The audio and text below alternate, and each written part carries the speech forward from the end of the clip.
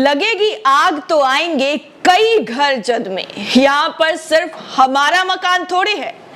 जिस तरह से आरएसएस को लेकर कांग्रेस की तरफ से एक ट्वीट किया गया और एक ट्वीट पर इतना ज्यादा घमासान मच गया कि पूरी की पूरी बीजेपी, आईटी सेल, नेता, मंत्री, प्रवक्ता, सांसद, विधायक, डिप्टी सीएम सब के सब लग गए आरएसएस को डिफेंड करने में और बताने लग गए कि आरएसएस की ड्रेस के साथ आखिर कैसे ऐसी छेड़खानी कर दी गई। इतनी ज्यादा हिम्मत कैसे कांग्रेस की हो गई कि उन्होंने आरएसएस की ड्रेस में आग लगा दी और ऐसा ट्वीट कर दिया गया।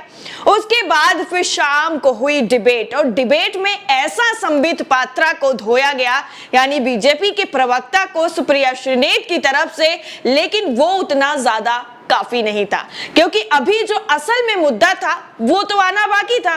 कल आरएसएस पे बात आई थी तो इतना ज्यादा उछला जा रहा था, लेकिन अब जब बात खुद पर आ गई है तब कैसे बचा जाएगा। जी सही समझ रहे हैं आप। आरएसएस को जो है उनकी जो नेकर में आग लगाकर पोस्ट की गई थी कांग्रेस की तरफ से, अब उसी तरीके की एक पोस्ट की गई है संबित पात्रा को लेकर। अब नेकर में पहले शरीर नहीं था, ड्रेस नहीं थी, लेकिन अब बाकायदा पूरा शरीर आ गया है। पूरा शरीर जो है वो संबित पात्रा के है और नेकर में आग भी लगी हुई है। यह तस्वीर आपकी स्क्रीन पर है, इसको आप फुल स्क्रीन पर देखिए। और जो कल सिर्फ नेकर की बात हुई थी वो आज आ गई है पूरे के पूरे एक शख्स पर। और कैसे छत्तीसगढ़ कांग्रेस की तरफ से इस ट्वीट किया गया है तस्वीर को, वो भी आपको बताएंगे। लेकिन पहले आप स्क्रीन पर इस तस्वीर को देखिए और ये देखिए कि अभी तक आरएसएस पर बात थी तो इतना ज्यादा बौखलाए हुए थे पूरे के पूरे बीजेपी, लेकिन अब जब बात खुद संबित पात्रा पर आ गई है तो इस पर रिएक्शन क्या होगा संबित पात्रा का, कल क्या हुआ था वो भी आपको बताएंगे। लेकिन ये ट्वीट करते हुए लिखा क्या गया है वो आपको बताते हैं और तस्वीर को फिर आपको दिखाएंगे कि पूरी तरीके से इसमें लिखा क्या है और क्या क्या चीजें कोट की गई हैं। दरअसल छत्तीसगढ़ कांग्रेस की तरफ से जो है ये ट्वीट किया गया है, लिखा है 144 दिन और हो कहीं भी आग लेकिन आग लगनी चाहिए, भारत जोड़ो यात्रा। और तस्वीर फुल स्क्रीन पर आपकी तस्वीर में संबित पात्रा है, एक हाथ में वो कुछ न्यूज़पेपर टाइप का पकड़े हुए हैं और पूरा उनका जो है बाकायदा वो खुद है और आग लगी हुई है उनकी नेकर में और नीचे लिखा हुआ है 144 जो है 144 डेज मोर टू गो। कल जिस तरह से लिखा गया था वही पैटर्न है, ऊपर भारत जोड़ो यात्रा आपको साइड में नजर आएगा और आग लगी हुई नजर आएगी। तो अब ये जब शेयर किया गया है तो लोगों की जो है कमेंट्स भी पढ़ने ज्यादा जरूरी हो जाते हैं क्योंकि लोगों की राय जानना बेहद जरूरी है। आरएसएस टू मोदी, ये आग कब बुझेगी, यानी ये आरएसएस और मोदी के द्वारा बताया जा रहा है कि आग लगी है, ये आखिर कब बुझेगी, कब देश में ये नफरत की चीजें हैं ये खत्म हो जाएंगी और वाकई भारत जोड़ो जो यात्रा थी वो कब खत्म होगी। एक चंद्रशेखर यादव हैं, ये इसी कमेंट को लेकर के कहते हैं, यानी जो छत्तीसगढ़ कांग्रेस की तरफ से किया गया है शेयर फोटो उसको लेकर, इसको तो नेकर वाले पोस्ट से ही दिक्कत होने लग गई थी। अब ये पोस्ट देखने के बाद क्या रिएक्ट करते हैं देखने के लायक रहेगा, मगर आग लगी बिल्कुल सही जगह पर है। यानी कांग्रेस की तरफ से जो ट्वीट किया गया है उस पर इन्होंने तो खुद जो है कमेंट किया है चंद्रशेखर यादव ने और बताया है कि आग जो लगाई गई है कांग्रेस की तरफ से ये बिल्कुल सही जगह पर लगाई गई है।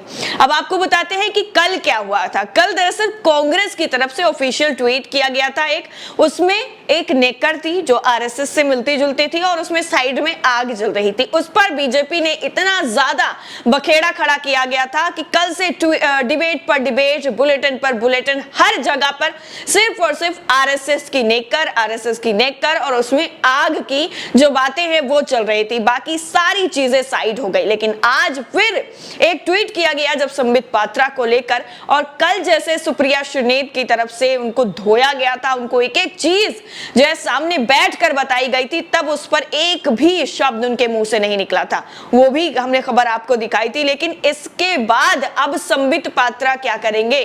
संबित पात्रा जो बात बात पर उंगली उठा कर बस ये बोलते हैं कि मुझे बोलने दीजिए। अब इस ट्वीट पर कांग्रेस के क्या कहेंगे।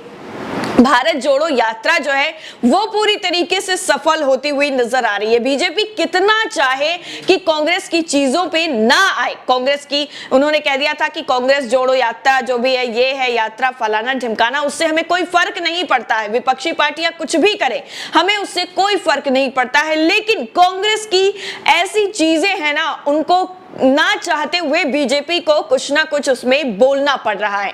अब कल जिस तरीके से ट्वीट किया गया था, उस ट्वीट में खाकी नेकर को जलते हुए दिखाया गया और बीजेपी के मात्र संगठन राष्ट्रीय स्वयं सेवक संघ यानी आरएसएस में पहले खाकी नेकर की पहनी जाती थी, लेकिन अब संघ के कार्यकर्ताओं के गणवेश में बदलाव हुआ है और वो पैंट पहनते, यानी पहले आरएसएस हाफ पैंट ही पहनते थे।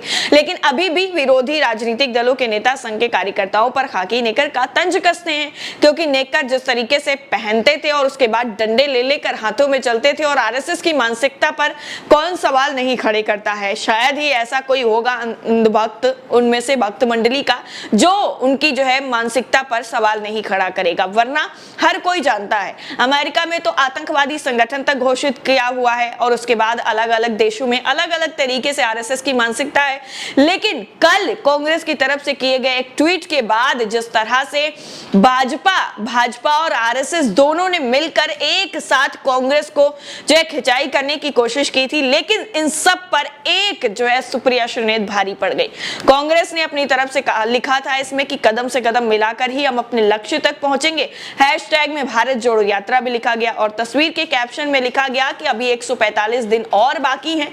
कांग्रेस की भारत जोड़ो यात्रा जो है वो गुरुवार को कन्याकुमारी से शुरू हुई है और ये 150 दिन तक चलने वाली है। जम्मू कश्मीर के श्रीनगर में समाप्त होगी।